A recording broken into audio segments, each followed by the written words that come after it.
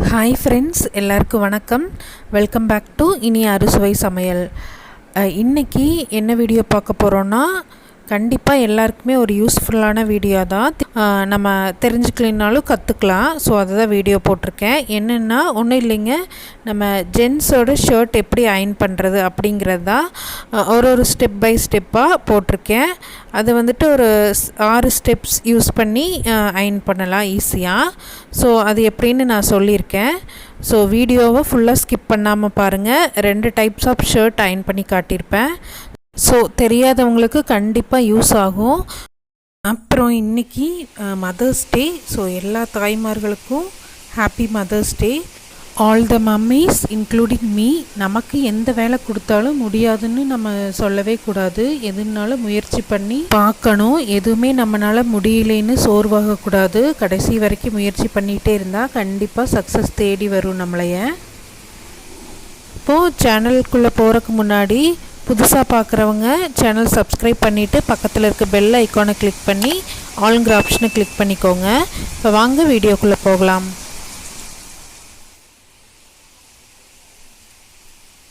இந்த video middle ice மழை வந்திருந்தது. ஸோ அதுவும் காமிச்சிருப்பேன். ஸோ வீடியோவை ஃபுல்லாக பார்த்துட்டு என்ஜாய் பண்ணுங்கள். ஃபஸ்ட்டு 2 சைடு காலர் எடுத்து அயர்ன் பண்ணிக்கலாம். நான் வந்துட்டு சில்கில் தான் வைப்பேன். அதில் தான் வச்சுட்டு தேய்ப்பேன். அதுதான் கரெக்டாகவும் இருக்கும். அப்புறம் ஃபஸ்ட் டைம் வந்துட்டு ஆன் பண்ணிவிட்டு இந்த மாதிரி பெட்ஷீட்டில் வந்துட்டு தேய்ச்சி பார்த்துக்குவேன். ஏன்னா ரொம்ப ஓவர் ஹீட்டாக இருந்தால் அப்படியே ஷர்ட்டில் வந்துட்டு பிடிச்சிக்கும், ஓட்டையாயிரும். அதனால் ஒன்ஸ் தேய்ச்சிட்டு அதுக்கப்புறம் தான் வந்துட்டு ஷர்ட் வச்சு தேய்ப்பேன்.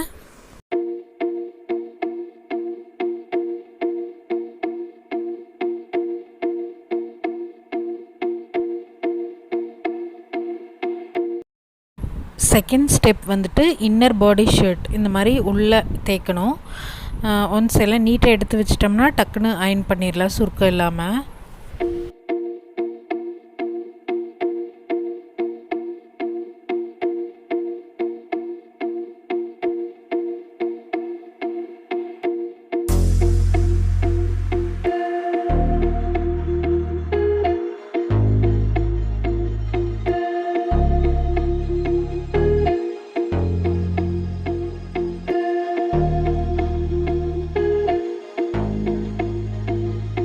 அடுத்து தேர்ட் ஸ்டெப் வந்துட்டு ஷர்ட்டோட ஹேண்டு கரெக்டாக ஷோல்டர்லேருந்து எடுக்கணும். அந்த ஃப்ளீட்ஸ் மடிப்பு வந்துட்டு கரெக்டாக எடுத்து சுருக்கம் இல்லாமல் எடுத்து வச்சுட்டு 2 சைடும் அயர்ன் பண்ணிக்கணும். இந்த பக்கம் அந்த பக்கம். அதே மாதிரி அந்த பக்கம் ஹேண்டு ஷோல்டர்லேருந்து கரெக்டாக எடுத்து மடிப்பு எடுத்து அயர்ன் பண்ணிக்கணும். நான் அந்த பக்கம் வந்துட்டு அயர்ன் பண்ணும்போது காட்டுறேன். ஷோல்டர் வந்துட்டு கரெக்டாக எடுத்து அயர்ன் பண்ணுறது.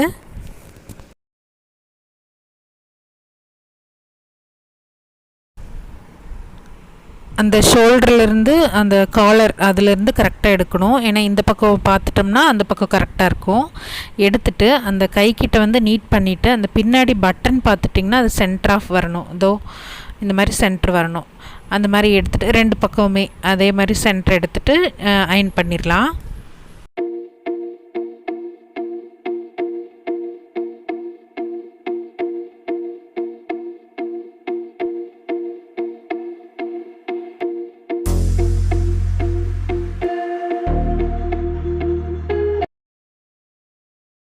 அடுத்து 4th ஸ்டெப் காலர் வந்து மடித்து விட்டுட்டு அதோட பட்டன் போட்டுக்கலாம். போட்டுட்டு பேக்கெட் சைடு இருக்கிறத வந்துட்டு நீட்டாக எடுத்து வைக்கணும். அரேஞ்ச் பண்ணி அங்கே வந்துட்டு அந்த சைடு வந்துட்டு ஃபஸ்ட் அயர்ன் பண்ணிக்கலாம்.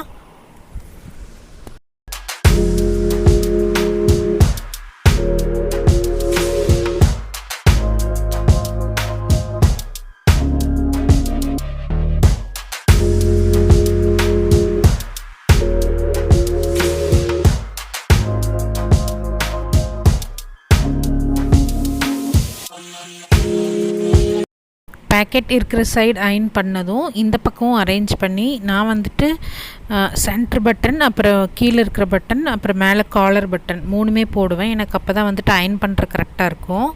ஸோ உங்களுக்கு எது கம்ஃபர்டபுளோ அப்படி நீங்கள் இது போட்டுக்கலாம், பட்டன் போட்டுக்கலாம்.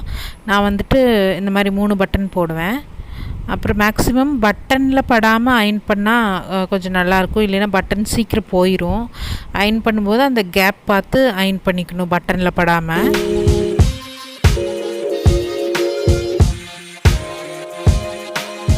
ஃபிஃப்த்து ஸ்டெப், இது வந்துட்டு அந்த பேக்கெட்லேருந்து கரெக்டாக ஹாஃப் எடுத்து அயன் பண்ணிட்டிங்கன்னா நீட்டாக இருக்கும். அதுதான் வந்துட்டு லைனு கரெக்டாக வந்துட்டு நமக்கு கரெக்டாக வரும் மடிக்கிறதுக்கு. கை வந்துட்டு அந்த மடிக்கும்போது வெளியே வந்துடக்கூடாது. அந்த மடித்தது மேலேயே திருப்பி மடித்து வச்சிடணும். வெளியே வந்துட்டு அது நல்லா இருக்காது, அசிங்கமாக இருக்கும்.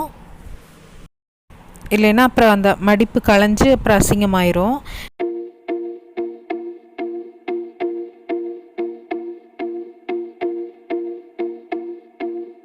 அதே மாதிரி அந்த பக்கம் ஹேண்டும் எடுத்து கரெக்டாக மடிச்சுட்டு இந்த 2 சைடும் கொஞ்சம் ஈக்குவலாக வர மாதிரி பார்த்துக்கணும். அப்புறம் இந்த காலர்கிட்டையும் கொஞ்சம் ஈக்குவலாக வர மாதிரி கேப் இருந்தால் கொஞ்சம் நீட்டாக இருக்கும். ஏன்னா ஒன்று உள்ளேயும் ஒன்று வெளியும் இருந்தால் ஷர்ட் இழுத்துட்டு இருக்கும். அப்போ தான் நம்ம அயன் பண்ணிவிட்டு இப்போ திருப்பும்போது கரெக்டாக வரும் ஷேப்பு.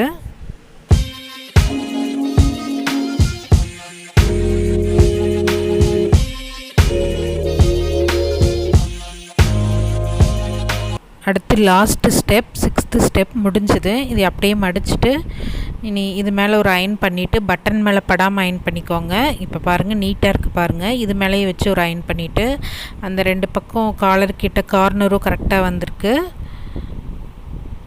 ஸோ அவ்வளோதான். இந்த கேப்பில் விட்டு ஒன்ஸ் அயன் பண்ணிவிட்டு பட்டனில் படாமல் இப்போது நீட்டாக அயன் பண்ணியாச்சு. ஒரு சுருக்கும் இல்லை. வெறும் இந்த 6 ஸ்டெப்ஸ் தான்.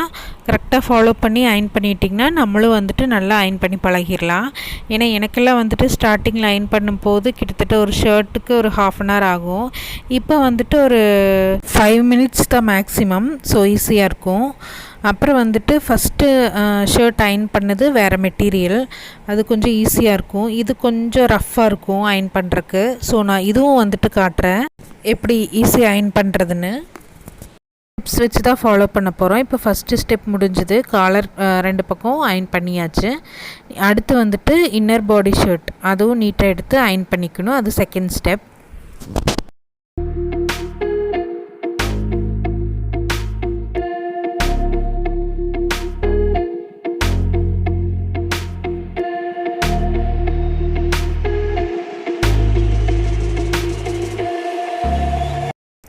சுருக்கம் இல்லாமல் நீட்டாக பொறுமையாக எடுத்து அயன் பண்ணிக்கோங்க.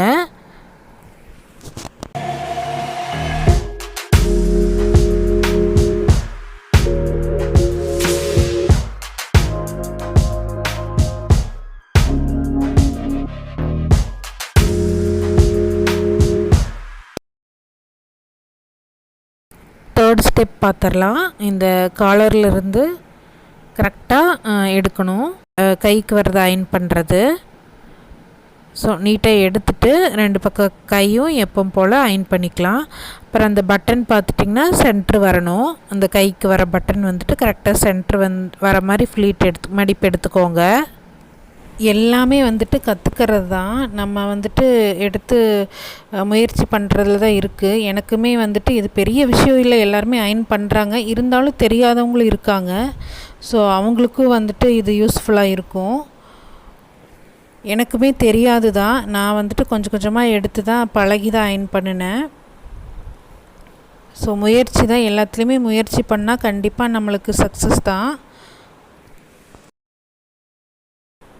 இது ஒரு பெரிய விஷயம் இல்லை அப்படின்னு கூட நினைக்கலாம். எல்லாமே பார்க்கும்போது வந்துட்டு ஈஸியாக தான் இருக்கும். எடுத்து பண்ணும்போது தான் நம்ம அதில் இருக்க ரிஸ்க் என்னன்னு தெரியும். ஸோ இந்த மாதிரி ஸ்டெப்ஸ் ஃபாலோ பண்ணிட்டா கூட ஈஸியாக இருக்கும் கஷ்டமாக இருந்தால். அடுத்து 4th ஸ்டெப், காலர் மடித்து பட்டன் போட்டுட்டு அந்த பேக்கெட் சைடு இருக்கிறத கரெக்டாக நீட்டாக எடுத்து அரேஞ்ச் பண்ணிக்கணும். இது சொல்கிறதுக்கு மறந்துட்டேன். அந்த கரெக்டாக அந்த பேக்கெட் கிட்ட கீழே ரிவர்ஸ் வரும்போது பார்த்து தேய்க்கணும். நம்ம பேக்கெட்டோடு சேர்த்து இழுத்தோம்னா அது அப்படியே ஒரு வாட்டி கிளியறக்கும் சான்ஸ் இருக்குது. அதனால் அந்த இடத்துல வரும்போது மாத்திரம் கரெக்டாக பார்த்து அயன் பண்ணிக்கோங்க.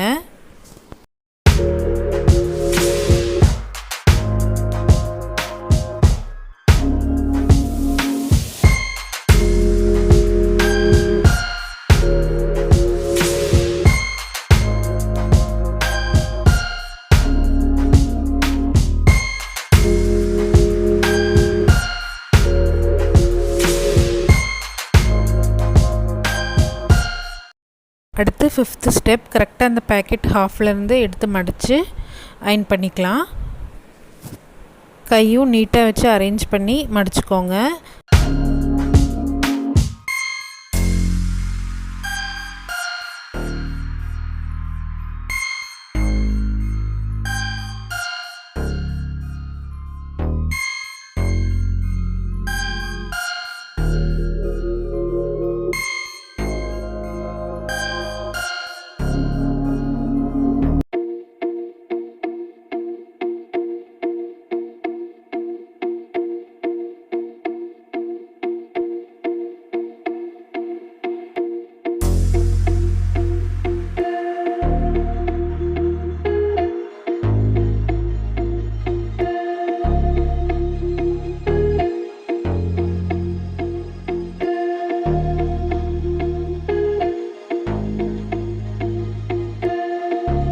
ஸோ இந்த பக்கமும் கை நீட்டாக எடுத்து மடித்து அயன் பண்ணிவிட்டு இனி ஃபைனல் ஸ்டெப்புக்கு போயிடலாம்.